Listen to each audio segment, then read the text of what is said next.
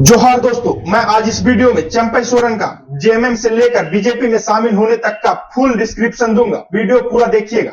चंपई सोरेन का जन्म 1962 में झारखंड के पूर्वी सिंहभूम जिले में हुआ था। उनका संबंध आदिवासी समुदाय से है और वे अपने समुदाय के अधिकारों और उनके विकास के लिए हमेशा सक्रिय रहे हैं। चंपई सोरेन ने अपनी राजनीतिक कैरियर शुरुआत झारखंड मुक्ति मोर्चा से की। वे जेएमएम के वरिष्ठ नेताओं में से एक रहे हैं। वे आदिवासी मुद्दों पर पार्टी की नीतियों और कार्यक्रमों का समर्थन करते रहे हैं।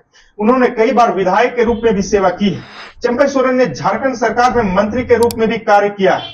उन्होंने झारखंड सरकार में कई महत्वपूर्ण मंत्रालयों की जिम्मेदारी संभाली है। कुछ महीने पहले ही हेमंत सोरेन के जेल जाने के बाद झारखंड के मुख्यमंत्री का पद भी चंपई सोरेन ही संभाल रहे थे और कई अच्छे काम किए। लेकिन जेएमएम के अंदरूनी मामलों और राजनीतिक रणनीतियों को लेकर कई बार मतभेद सामने आए। चंपई सोरेन का जेएमएम के शीर्ष नेतृत्व के साथ कई मुद्दों पर मतभेद रहा। यह मतभेद उनकी प्राथमिकताओं और जेएमएम की नीतियों के बीच असहमति को दर्शाते हैं।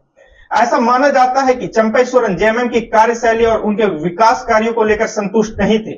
उन्हें महसूस हुआ था कि जेएमएम रहते हुए अपने क्षेत्र और समुदाय के लिए उतना नहीं कर पा रहे थे जितना वे चाहते थे।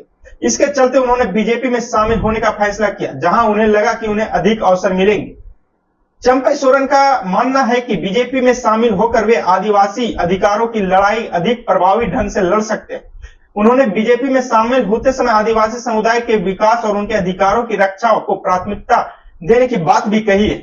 झारखंड की राजनीति में बीजेपी एक प्रमुख दल है। बीजेपी में शामिल होकर चंपई सोरेन ने राज्य और राष्ट्र स्तरीय पर अपनी अधिक राजनीतिक प्रभाव प्राप्त करने की कोशिश की। बीजेपी में भी पार्टी में शामिल कर आदिवासी वोट बैंक को मजबूत करने का प्रयास किया।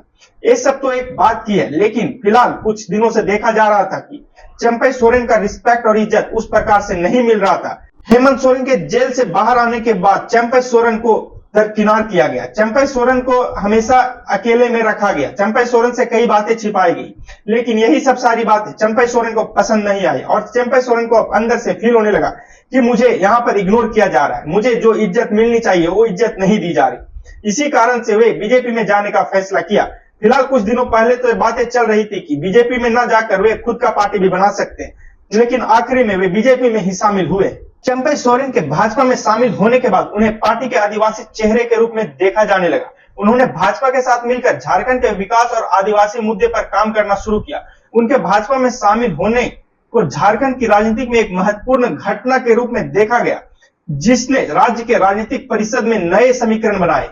चंपई सोरेन की राजनीतिक यात्रा झारखंड मुक्ति मोर्चा से भाजपा तक की है, जो उनके व्यक्तिगत और राजनीतिक विकास, आदिवासी अधिकारों के प्रति उनकी प्रतिबद्धता और राज्य की राजनीति में उनके योगदान को दर्शाती है। उनका यह कदम झारखंड की राजनीतिक दिशा को प्रभावित करने वाले महत्वपूर्ण फैसलों में से एक रहा है। वैसे आप लोग क्या सोचते हैं चंपई सोरेन का जेएमएम को छोड़कर बीजेपी में शामिल होने की घटना को लेकर? कमेंट में बताइएगा। क्या चंपई सोरेन ने अपना निर्णय यह लेकर सही किया या गलत? क्या झारखंड मुक्ति मोर्चा में चंपई सोरेन को कंटिन्यू करना चाहिए था और आदिवासियों को लेकर अपना विकास का जो एजेंडा था उसको बरकरार रखना था? ऐसी खबरों से अपडेट रहने के लिए हमारे चैनल को सब्सक्राइब कर लीजिएगा। धन्यवाद।